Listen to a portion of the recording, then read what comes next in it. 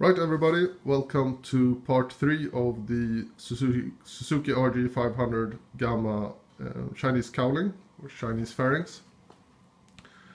Currently the bike is under some service, so that's why it looks like this, but I have used this fairings now for one season or one summer, so I got like maybe 2,000 kilometers or so on it. And the short answer to the question whether or not the fairing still holds up, the answer is yes, it does. But I will go through it in detail in this short video. So one of the questions I received was whether or not the rear cowl aligns well with the exhaust system, and here it kind of looks like it does not really look that great. But actually it's the exhaust system that needs to be corrected here. So the cowl or the rear fairing itself is actually okay.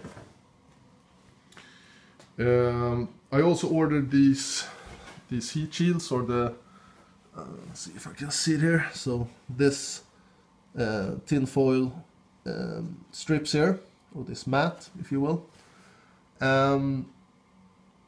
And this is of course needed for the rear part and also the side panels. I felt a little bit like the amount of heat shield was not really sufficient. So if I were to do this again, I would probably order 2 sets of that mat, because I also wanted to use some for the belly section of the fairing. As you can see here, I'll come to that later, but that's just a small tip on my side. Another question was whether or not the taillight actually fits well, and it does as far as this outline goes. There are of course some, I don't know, you can see a little bit, okay, there's some millimeters of gap here and there and so on, but from some distance it does not matter that much. The tricky thing here was, on the other hand, that the mounting of this actually, because the inside here, as I showed in the previous video, it does not contain anything. There's simply nothing there. And as you remember from the original fairing, this taillight has some metal, like metal plates or something like that actually presses towards the cowl itself. And so that needs to be manufactured, or you have to do that yourself. And in my case, I took some plastic bits I had and glued them to the sides of let's say on the inside here and here on the other side, so that I can get the same kind of fitting. So this taillight is, of course, you can of course remove it and all that stuff that you need to be able to do in order to replace the light bulbs and so on. Another thing that I think you see also here quite clearly, let's have a look. I think it actually looks better on the video than it does in real life. But let's see here. Yeah, alright. So the single-seater cowl is actually not aligning very well with the rear part here. So it's a significant difference. I think actually you can possibly adjust this a little bit. I was probably not, very doing this very carefully, because you can also, with some shims and so on, you can actually modify this a little bit. And there's still some margin for adjustment here. You can see also, however, that it kind of goes down here, so this part actually did not fit all that well. Moving onwards, so as I also showed in the previous video, this part has this tongue kind of thing here, and it also has like a pin on this side. And you can also see that I did actually do what I said I was going to do, just cut it off the lower part here. But anyway, so here I found that this pin actually very easily fell out of the hull. So what I did was that let's see if I can see it here. I drilled it with a very, very small, I don't know if you see it, but I made a hole through it and put a pin through it basically. So this one is actually secure, so this will never fall apart. And on the tongue up here, I removed the rubber sock, or the rubber piece that's on the original standard part, and put it on, and this made it fit quite nicely. So actually here I would say this is very good fitting, I would say.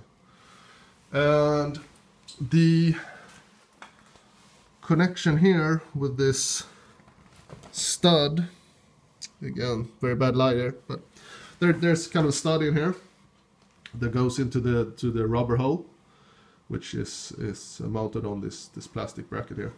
And this also needed some adjustment. Actually, I just took some duct tape and increased the diameter of this stud, because that was needed in order to get a good kind of press fitting for that.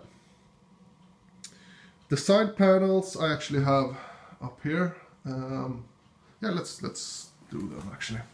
So to make a long story short, I actually also accidentally dropped the bike on its side. Kind of a funny story, but I will not go into the details now. So they are crash proven, these side panels, and I think it's the other side.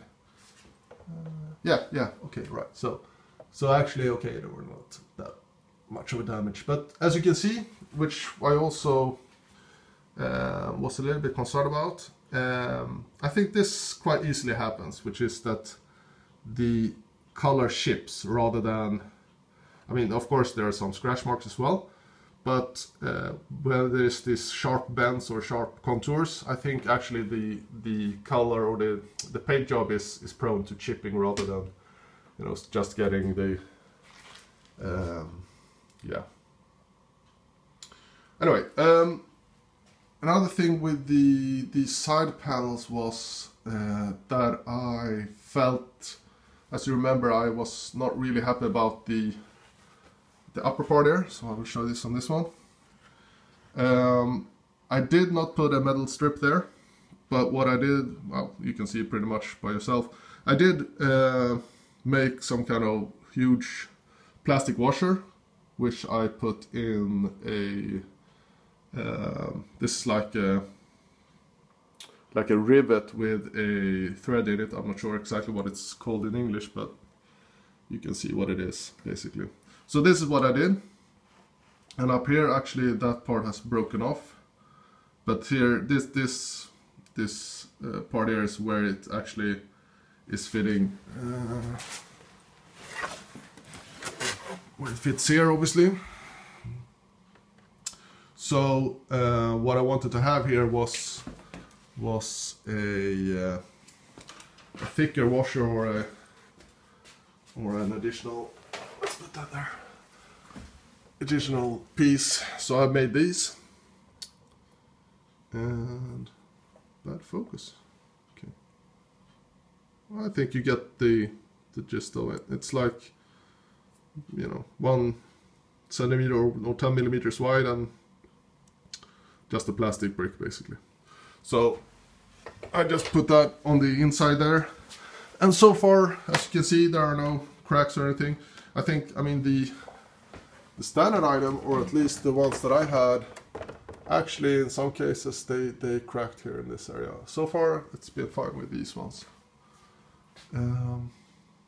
Apart from that, nothing was done with these parts. The top fairing I've already talked about.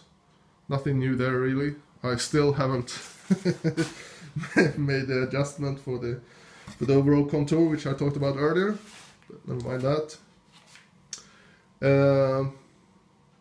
Yeah, but it's kind of okay. There has been no chipping, no cracking, no nothing with these parts actually. And I will lastly go to this part, which is very dirty actually. So the main thing here was I'm running Yolimoto pipes, GP style, so they are both exiting on the right hand side of the bike. And this was also a problem with the original parts, because I was never able to have a relaxed fit of the belly fairing, the belly section, because of the pipes. Yeah, the sheer diameter of the pipes was a little bit too large. So, and this was also the case here. So what I did was actually, as you can see, I made a gap here, and I thought about various ways of doing this, some more advanced than others, but finally in the end I just put these simple rivets in here, and that's it. So with a little bit of extra force, not very much, but some, I'm able to fit it basically as it should look like. I should point out that along this contour, when I mount this belly section on the bike, it does not align very well with the side panels. It actually, this part is a little bit wavy or bulbous or what have you. But if you take one step back from the bike, you would actually not notice that, because it's so far below. It's on the lower side of the bike, and you're looking at it from a kind of an above angle. So of course, if you kneel down and have a look at the bike very closely, you will see it very, very clearly. But you know, standing 2 meters from the bike, just looking at it from that angle, you would never actually notice it. This hole here is for a Uego sensor, but that's also, I think, the only other thing that I did. Right. Yeah, so basically that's it. I will continue, of course, to accumulate miles on this, or kilometers, since I'm from Sweden. But so far so good. I can also show very briefly the tank. As you remember, I did put up some, it's maybe difficult to see, but there is some RTV silicone here, and it's holding up quite nicely, I think. It's a little bit dirty right now, so don't think that it looks like this straight off from China, because it does not. Here I needed to put up a little bit of a thicker washer, and there's also a washer underneath here, because I never got this to align fully, because the tank I used did actually have a dent here in this region, so this was tilted slightly, so I had to, you know, twist it up a little bit, and as I did that, it never fully aligned. So, but I would say that most likely, if you have a fairly okay tank, you would just, you know, put this kind of washer there and on with this standard item, or this standard part here, and you're done.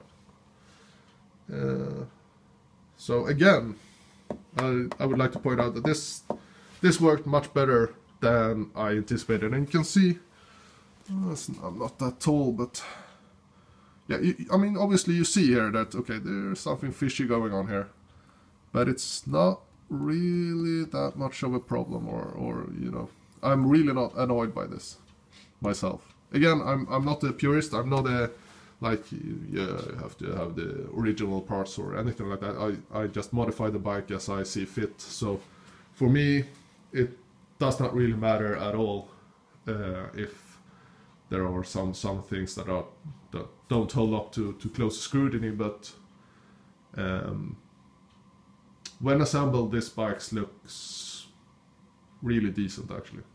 So again, the end note would be the bang for the buck is 10 out of 10, I would say. You have to modify some stuff. You have to do some things, and maybe eventually there will be some fading of the colors. I don't know, who knows. We'll see if I make another video in 1 year's time or something like that. We will find out, but again, so far so good. So thank you for watching, and again, if there's any questions, feel free to write in the commentary field below, or if you'd like, join the Gamma mailing list, which I'm sure you will find if you just Google it. Alright, that's it. So have a nice day and take care.